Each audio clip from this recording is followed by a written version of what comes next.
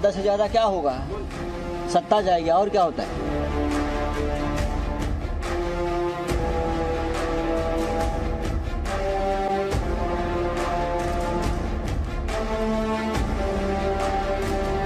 माझ्याकडे उत्तर आहे. ज्या शिवसैनिकांना असं वाटत असेल की मी शिवसेनेचं नेतृत्व करायला नालायक आहे, त्याला मला सांगा की हेही पद सोडायला पाहिजे.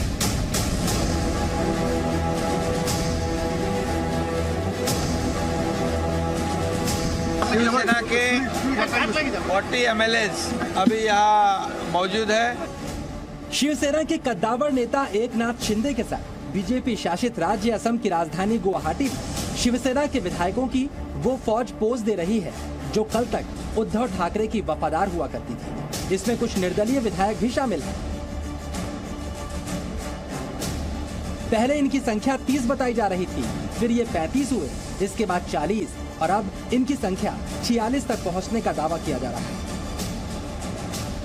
ये तस्वीर महाराष्ट्र के सियासत के कई दिग्गजों के पैरों तले जमीन को खिसकाने वाली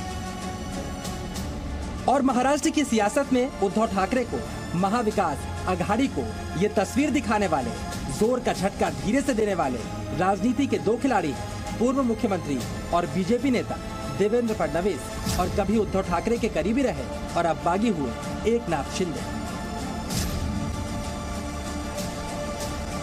इन दो खिलाड़ियों में से पहले खिलाड़ी एकनाथ शिंदे अपनी टीम के साथ फ्रंट पर बैटिंग कर रहे हैं और अब एकनाथ शिंदे की योजना सिर्फ उद्धव ठाकरे को सत्ता से बेदखल करने की नहीं, बल्कि शिवसेना पर कब्जे की भी दिखाई दे रही है.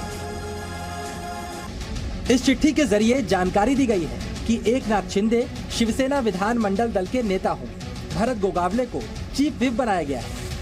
भरत गोगावले ही 2019 में चीफ व्हिप थे, जब बीजेपी और शिवसेना ने मिलकर विधानसभा चुनाव जीता था.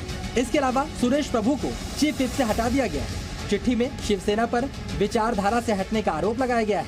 वहीं सहयोगी पार्टी एनसीपी के नेता नवाब मलिक और अनिल देशमुख पर लगे भ्रष्टाचार के आरोपों का जिक्र भी है. इस चिट्ठी में बीजेपी के साथ प्री पोल अलायंस की भी जानकारी दी गई है. शिवसेना के 40 MLAs अभी यहाँ मौजूद है और सभी लोग जो है, हम बाला साहब ठाकरे जी का जो हिंदुत्व है इस और उनकी जो भूमिका है उसको हम लोग आगे ले जाना चाहते हैं. एकनाथ शिंदे के तेवर बता रहे हैं कि उद्धव ठाकरे के साथ उनके किसी भी समझौते के रास्ते अब बंद हो चुके हैं और अब सरकार के साथ साथ वो शिवसेना पर कब्जे के भी फिराक हैं.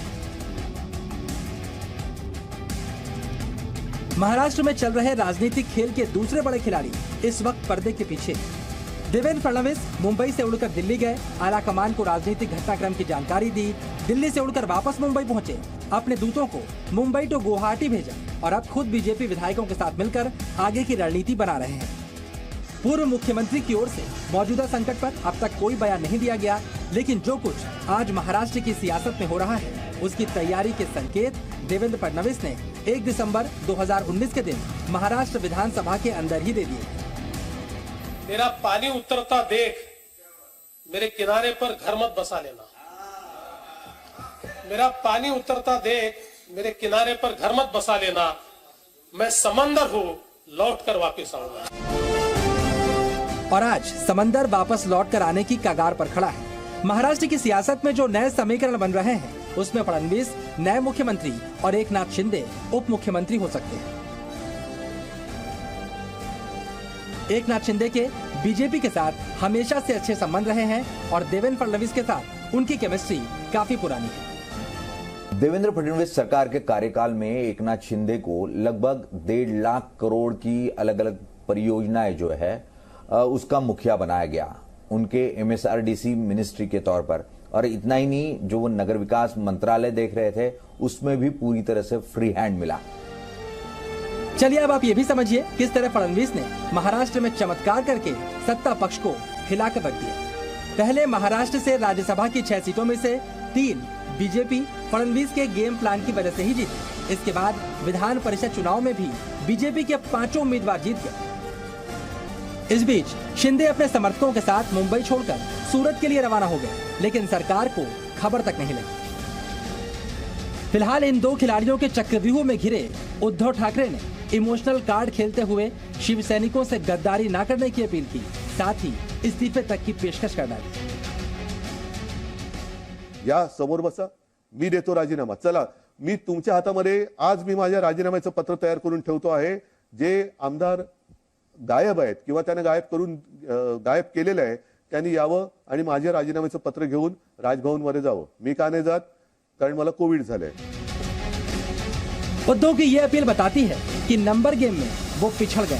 अब कोई इस भावुक अपील को उद्धव की आखिरी कोशिश बता रहा है, कोई अपने कैडर को दिया गया संदेश बता रहा है, तो कोई एग्जिट प्लान। और इस पूरे राजनीतिक खेल में उद्धव के खिलाफ खड़े फडणवीस और एकनाथ शिंदे का पलड़ा ही भारी नजर आ रहा है।